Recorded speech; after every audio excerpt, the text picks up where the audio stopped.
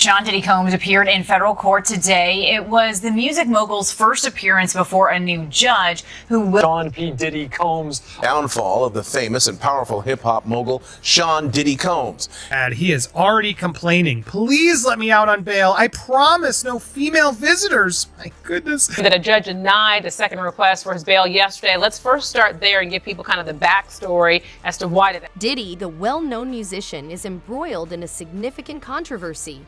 Rumor has it that he got into a brawl while incarcerated and that things didn't work out for him. According to reports, he was left to start for mercy after taking quite a long to make things worse. A video of the entire incident has surfaced online and is receiving a lot of attention. From the altercation behind bars to Diddy's desperate entreaties, the tale is drawing attention and might have a major negative impact on his reputation and career. Stay tuned for all the specifics. I'll give you the whole story soon. So these reports are coming in that a judge denied the second request for his bail yesterday. Let's first start there and give people kind of the backstory as to why did that happen. The process in New York is exactly the same as in North Carolina. Two parts. Is the person a likelihood to appear? Are they a flight risk? And do they have a likelihood to commit some crime, specifically a new violent crime? And then the third portion that the judge touched on in this case is, has that person in the past done some type of witness tampering? Have they attempted to try to, influence witnesses not to come forward? That's what the prosecutors argued in this case, and the judge totally agreed that he had a history of attempting to make individuals that were participating with the government to not participate anymore. The judge felt that there were reasons. The judge actually said there are no conditions for release that would allow this case to continue to move forward with you out in public. Back to putting Diddy on suicide watch. I mean, I learned from you today, just from talking in the newsroom, it's really not as straightforward as you might think. As the former chief magistrate, you made decisions like this. So what exactly does that process look like? In the process, when we would set conditions for release in Mecklenburg County, for instance, all of the 30 plus magistrates, determining if a person could go or leave, typically you're setting conditions either for secured bond, unsecured, or a written promise to appear. However, if that person at some point decided to say, you know what, in the process of them talking to you or finding out what would happen, that they wanted to kill themselves, then you were required to notify someone immediately, look, this person has made suicidal ideation or thoughts, and now we're not safe with allowing them to leave. They're going to be held here. If they made that statement during the process of intake, for instance, the sheriff's department would decide to keep them there and wait and determine, okay, now we'll put them under evaluation because they're not safe to leave and or they may harm themselves or others. And so that process is definitely not straightforward, but there are red flags that go up instantly because nobody wants to be sued by this situation. Well, do you think anyone makes those statements on purpose? Have you ever dealt with a situation where they intentionally do that? Maybe they don't want to be with the other inmates? I've seen that happen in the past, but I can tell you if a person makes that determination, when you are on suicide watch, first of all, to take your shoestrings. And this is because you're in this before you get admitted. So this is pre-admission, pre-classification. Right. You're still in your regular clothes. You haven't switched into a jumpsuit. And so you still have your regular shoes. They're taking the shoestrings. They're taking anything that you could potentially harm yourself. They're taking your clothes. They're changing you into some other type of gear where you can't harm yourself. So if you were literally about to leave and you're making those types of comments, now you've just delayed yourself by maybe a few hours, if not a few days. And so that process, I've seen it happen where a person was just making kind of crazy comments. Well, you don't know if they're serious or not. And so if you're making a comment about, I am intending to harm myself, I'm going to take every situation if it's serious, and then we'll determine later that it wasn't. Now, TMZ is reporting that they spoke to Diddy's attorney, who then said that his client is not suicidal. In fact, he went on to be able to make a statement saying he's not suicidal, calling him strong, confident, and focused on his defense. So you're a defense attorney. Is that protecting your client? And the other question I have for you, if you could just address this real quick, is they put up $50 million to try and get this man out of jail, and then another $100 million on all of this. So kind of combine that and explain all this to us. So yes, typical for what his process is, the case or to defend this case has already started because it's in the court of public opinion. And so how do I make sure that I put that fire out that seems like it's raging really fast? I make sure I make statements that he is in sane mind, that this person is there, he's clear, he's conscious, he's aware, he's not down, he's not depressed because he know he didn't do anything. That's the statement that you're going to make. Regarding the dollar amount, the judge touched on that this was their appeal. Remember, the first judge denied it. They appealed the judge's decision to not give him conditions for release. And they said, look, we'll put up any amount you want. He has endless resources. He's not going to leave. He turned himself in, and here's an amount. We'll put $50 million up. We'll put $100,000 up to support that. But the judge, as I mentioned before, said there is no condition, no dollar amount, that no assurance that you can say that this case, the integrity of it, specifically the witnesses that will come forward to testify against you, can be safe while you're out. Wow.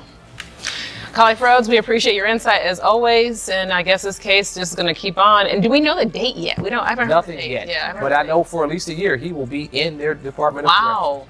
Wow. Start with that crazy altercation in the jail, Stell. What would cause a millionaire like Diddy to fight behind bars? Well, there's an unexpected twist to the story that's making waves. Picture Diddy pacing around a small, crowded cell in an orange jumpsuit. He stands out and clearly doesn't fit in, and things quickly get heated. Rumor has it that the entire drama began over something as ridiculous as toilet paper. It's hard to believe, but here's the twist. TP went from being a hip-hop royalty to battling over toilet paper. Some claim that the toilet paper wasn't the only issue. There are rumors that Diddy was questioned over some grave charges. As for the fight itself, let's just say Diddy wasn't at his best. He's known for his fluid stage moves, but in this fight, he looked completely out of his element, throwing punches that missed the mark. It's obvious he wasn't exactly in the VIP section anymore given his shady business dealings that got him into trouble.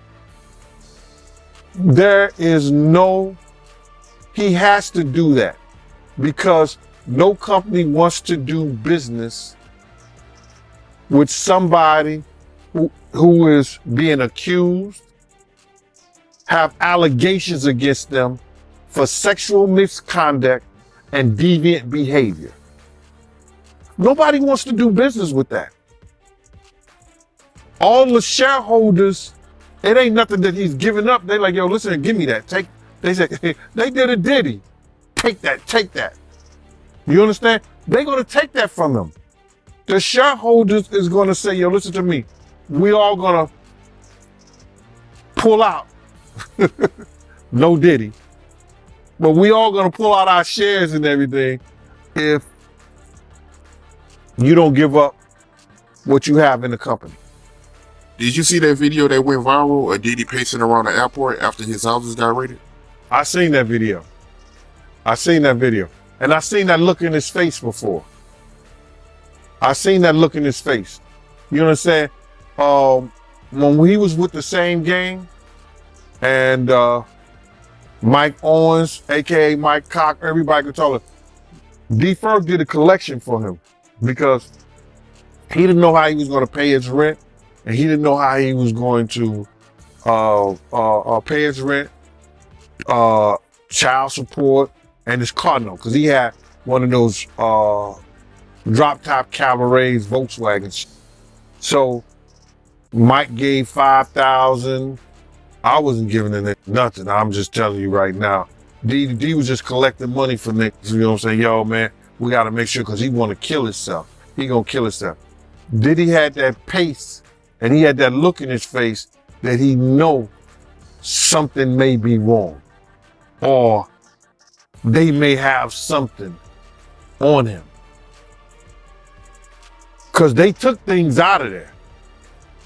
We may not have seen what they took, but they had bags and boxes of stuff that they took out of there. So he knows, he's getting a play-by-play of what's going on. And even back then, doing that City College, when he was fired from Uptown Records, he was making statements about doing himself. He had that same look in his face. Yeah, he looked worried, man. I'm not gonna lie, for a split second, man, I felt bad for him. For a split second, but yeah. Like, everybody, I get all kind of hate mail, IGs, talking about that I'm trying to take a black man down. No. I went through every step you supposed to go through when you got a problem, you got a situation, you got an issue with a man. You understand? I get in contact with him. Went mutual friends. Let's sit down and talk. What you did to Wolf's mother wasn't right, bro. You don't talk to her like that. If Wolf was alive, he'd take your head off. You understand? Try to talk to him. People, when they start getting in this power, certain positions, have certain amount of money, they don't look back. Some of them don't look back and don't think they have to come back to the people that helped them get to those positions. You understand? I don't care what nobody say. You understand? If somebody helps you and use their ability and their talents to help you get in position and get to certain places and do certain things, you come back. And you make sure things is all right. You don't disrespect people's mothers. You don't disrespect your friends that took their money to make sure you was all right when you was wrong, when you was messed up. You don't do that, brother. So by him doing the things that he did and taking the avenue that he took, he's suffering the consequence, and I don't feel bad for him at all. Because people was trying to talk to him. People was trying to tell him. You couldn't pull him by the coat and let him know anything. You understand? They messed up the game, brother. When he put that shit out with them, money, power, respect, it ain't never been like that. It ain't never been like that. You got your respect in the street that gave you your power, that brought you your money. Totally different thing. He let that money, power, and respect go to his head, but he had it ass backwards. So do I care what happened? Nah. He got enough money to buy his way out of this. So we think. So when you look at that video of him pacing around and he's looking worried, and you knowing him, do you think it's possible that he might commit suicide? When you're a narcissist, there's always a possibility because you're suffering. But I don't think that he can see himself in a cage. I don't think he can see himself behind those bars in those type of situations. It's too many real dudes that dislike him. But then again, there's a lot of real dudes that need help. And him being behind bars, he could probably help them. This is the actual shocker from that altercation. Diddy was about to take a serious beating when something completely unexpected happened. It wasn't a guard or another inmate who intervened. It was the prison chaplain. Yes, you heard correctly. Picture Diddy on the ground with his fists flying, and the chaplain calmly intervened to break up the fight like he was diffusing a playground brawl. This moment has everyone talking, and some are even calling it divine intervention. Some people are questioning if Diddy has a secret spiritual link that we don't know about, but in any case, it saved him from a major catastrophe. However, don't assume that Diddy this altercation in Out of the Woods is only the start of a much larger disaster. I'll be missing you. Keep an eye out because what comes next could alter all we believe to be true about the man behind. Allred is representing some of Diddy's accusers. Our Michelle Fisher sat down with Allred to speak exclusively about the atmosphere surrounding the high-profile case. It's really all about power and abuse of power. Prominent attorney Gloria Allred, who has represented accusers of Harvey Weinstein, Bill Cosby, and R. Kelly, speaking exclusively with Eyewitness News. She now represents an undisclosed number of Sean Diddy Combs' alleged victims, including Talia Graves. The trauma of the assault has taken a toll on my mental health. Tonight's 2020 special, The Secret Life of Diddy, detailing Combs' fall as he faces individual and class action lawsuits and federal charges of racketeering conspiracy, forced sex trafficking, and prostitution. He's pleaded not guilty, his attorney saying prosecutors are seeking to criminalize sex that was consensual. Consent is a big issue, and it is the government's burden in a criminal case to prove any charge and all charges beyond a reasonable doubt. That's a very high burden of proof. Combs is now asking a federal judge for a trial date next April or May, and we could see ex-girlfriend Cassandra Cassie Ventura take the witness stand. This despite an undisclosed settlement reached one day after Ventura filed a lawsuit against Combs last November, accusing him of rape and abuse. even if there are confidential civil settlements, there's always an exception in the law. They can still testify in a court of law if they are subpoenaed to do so.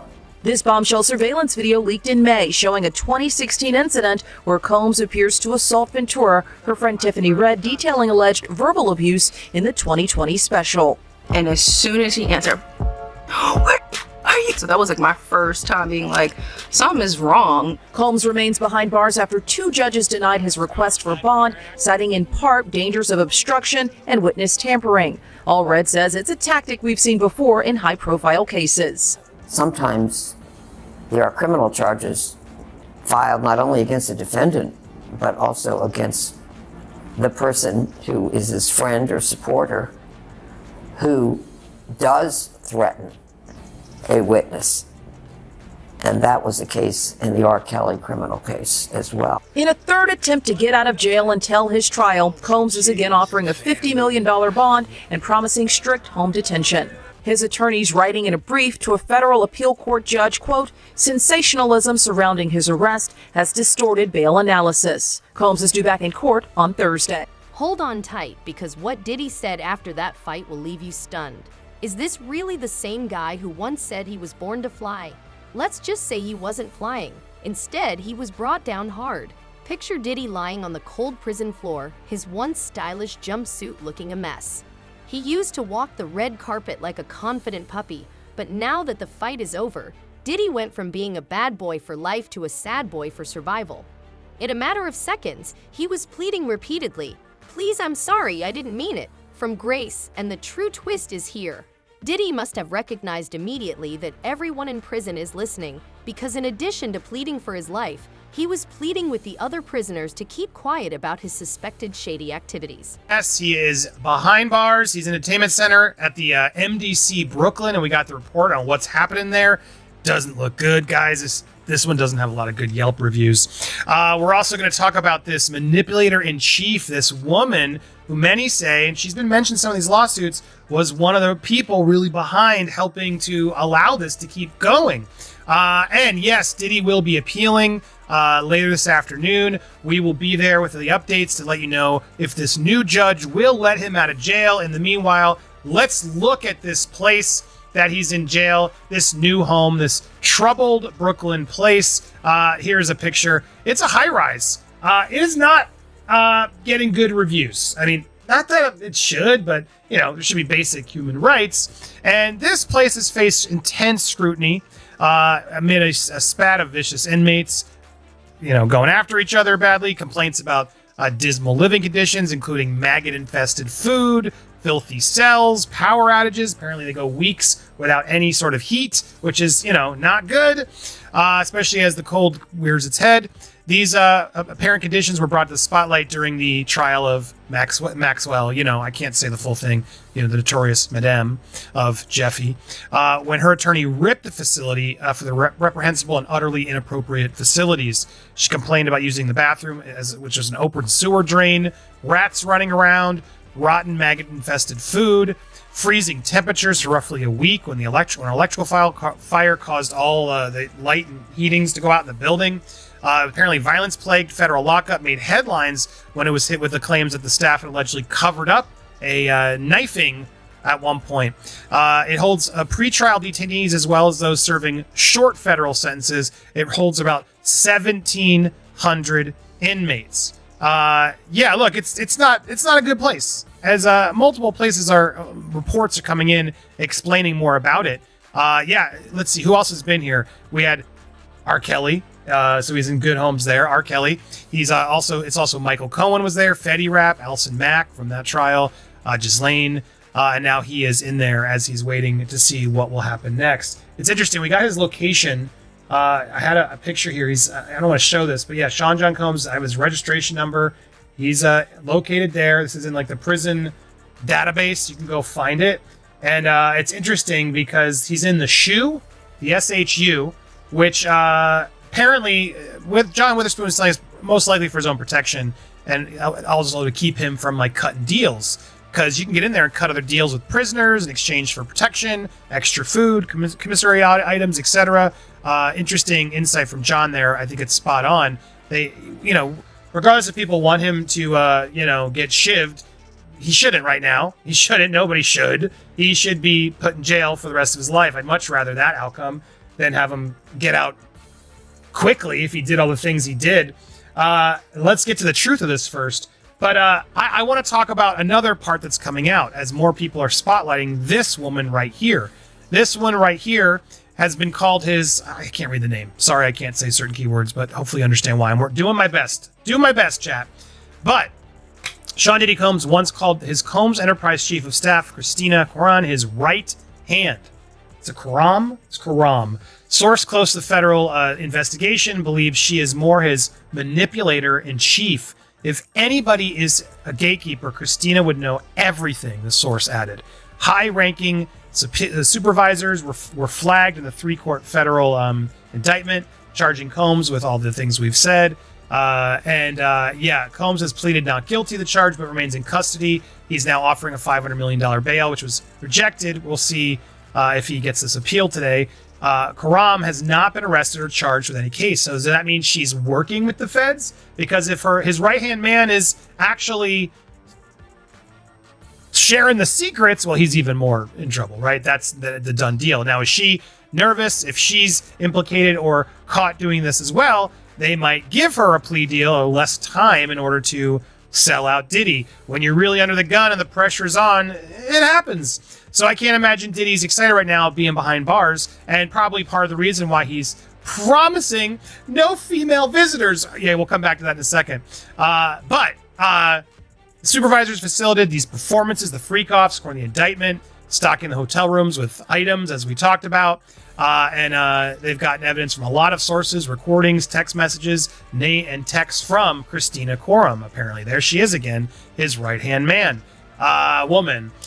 Interesting, right? How do you allow that to go down? I would love to hear from her. How does she justify all this behavior? Just the power, the control? How did she get in? She was the one who was actually seeing Diddy's issues and enabling them to then get her own control. Is that what was going off here? As long as she had that seat at the top of the table, she was okay doing. I don't know. That's what I'm just wondering. I'm not alleging anything. We will see. She is not yet charged, but with these allegations coming in, this is interesting. So, is that her? Yeah. Okay. That's her too. I guess so. There she is. This looks more recent because they look upset there. Trying to figure out now what. So this woman could be a big key to figuring out what went down, unless she wants to take it all to the grave with her. Now, she did not return requests for comment. We'll see if she comes in. But yes, she was mentioned in Little Rod's suit.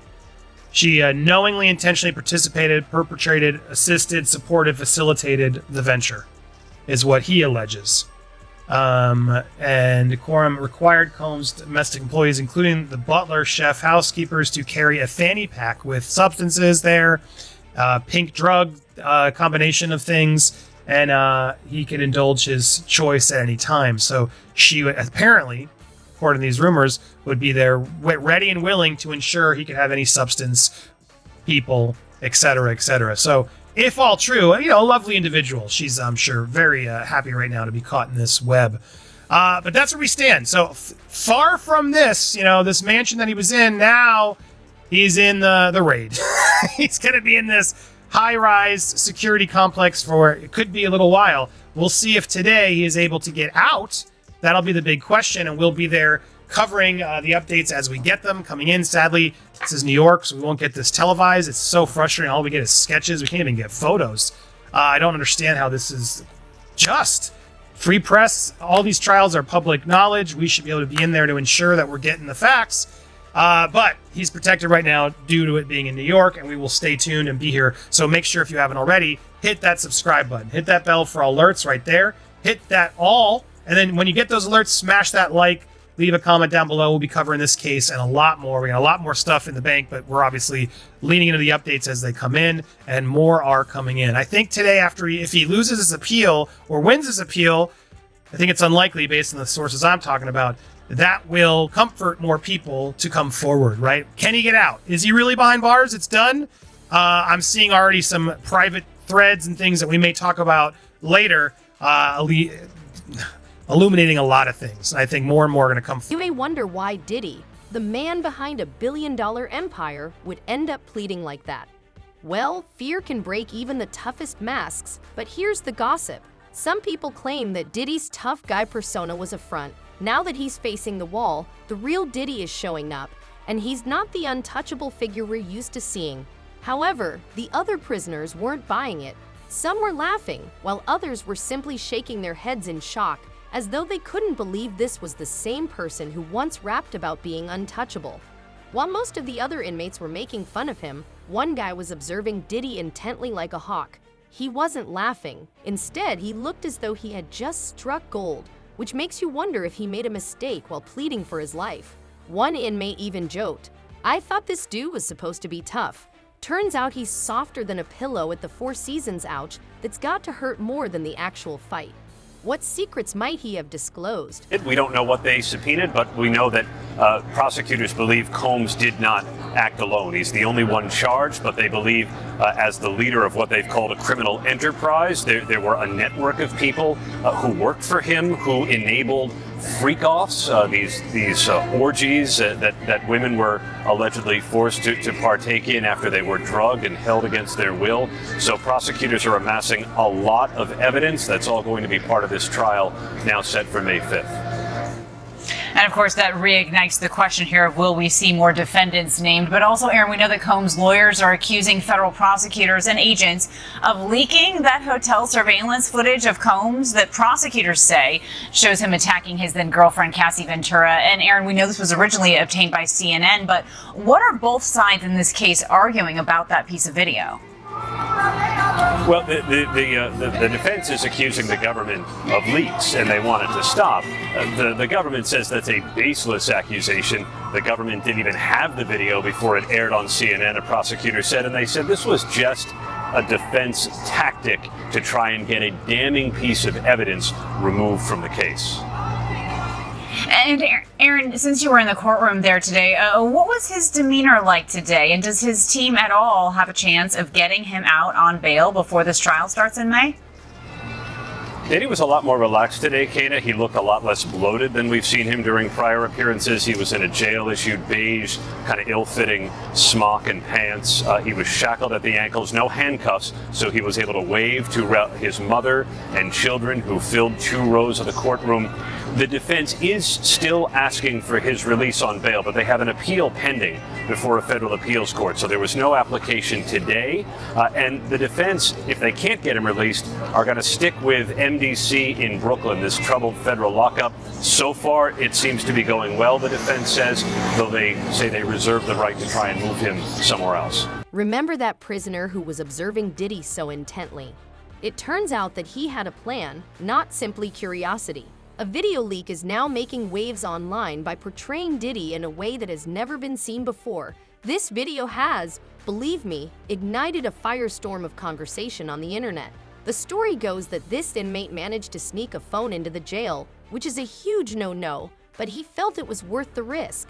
He secretly recorded Diddy during one of his most vulnerable moments, and the video, which is less than a minute long, shows Diddy looking completely different. His usual confident, powerful image, which we all know is nowhere to be found, is replaced by a man with completely shaken eyes who is running around as if trouble is about to happen. Additionally, you can hear Diddy's voice, which is shaky and desperate, saying things like asterisk, "If you don't tell anyone what you know, I'll do anything." The man who has always been in charge is now pleading and vulnerable, which is a shock that has everyone wondering how deep the narrative truly goes. This is a side of him that no one anticipated. Friends who was actually in the studio with him said that Homeland Security brought him in, and this dude is he's a fraternity brother of mine, but he's also a producer, an engineer, and he was in the studio the night one of the girls made a complaint, the night something happened to one of the girls. And he told the lawyer everything that the girl told him, which was crazy. And Homeland Security brought him in. So he told them they wouldn't let him know what they were doing, but it seemed like that something might happen before Labor Day. Wow, before Labor Day? Yeah. They working hard on this, bro. They working hard. You got to realize they working with a lot of stuff. They working with the taxes. They got lawyers for the taxes. They got lawyers for the complaints for the what you call that? SA sexual assault complaints. They got lawyers for what else? The drugs, the gun trafficking. They got different lawyers working on all those things, bro. And they got witnesses. If you don't mind me asking, what was the girl saying to the lawyers? Oh, the girl has said that that same shit that happened to Lou Chris, he gave him a bottle of champagne or wine or whatever like that. And once she drank it, she became a certain way and found herself giving him a fellatio in the studio in front of people. The dude said he walked out because he was appalled. He had just had a daughter. So he walked out. So he was appalled. That's what he told me. So I'm like, damn, team. He said, yeah. So the same thing that she told her lawyer, he told the lawyer and Homeland Security. And he was actually there, graduate, a college graduate. You understand? Working, good dude, perfect witness.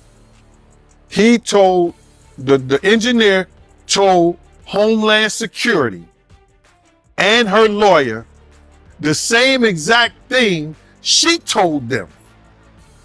He said he was appalled at what he saw and walked out. So they got witnesses. They got witnesses, bro. They have a lot, people want to make up stuff, but they got people who was there that was witness and speaking about it. See, people get mad because I'm saying it first. They hearing it from me. But I could care less how somebody else feel or think. I'm not here to praise Diddy. No, I'm not. Like Brutus told the sentence, I'm here to bury him. After the video surfaced, the internet went crazy. Within hours, the film was trending and spreading like wildfire on Twitter, Instagram, and other platforms, and people couldn't stop sharing it and sharing their own emotions. As the drama unfolded, some were shocked, others were laughing, and many just sat back with popcorn in hand. Even celebrities joined in, saying things like asterisk a lot because he was untouchable asterisk. Some of Diddy's old friends tried to defend him by saying the video was taken out of context. But let's face it, when you watch it, those defenses don't really hold up. The worst part is that the prison guards saw the video as well, and there were asterisk not asterisk pleased to foam in the jail recording footage, which is a huge problem. The entire prison is now on lockdown, inmates are furious, guards are tense, and Diddy is stuck in the middle of it all.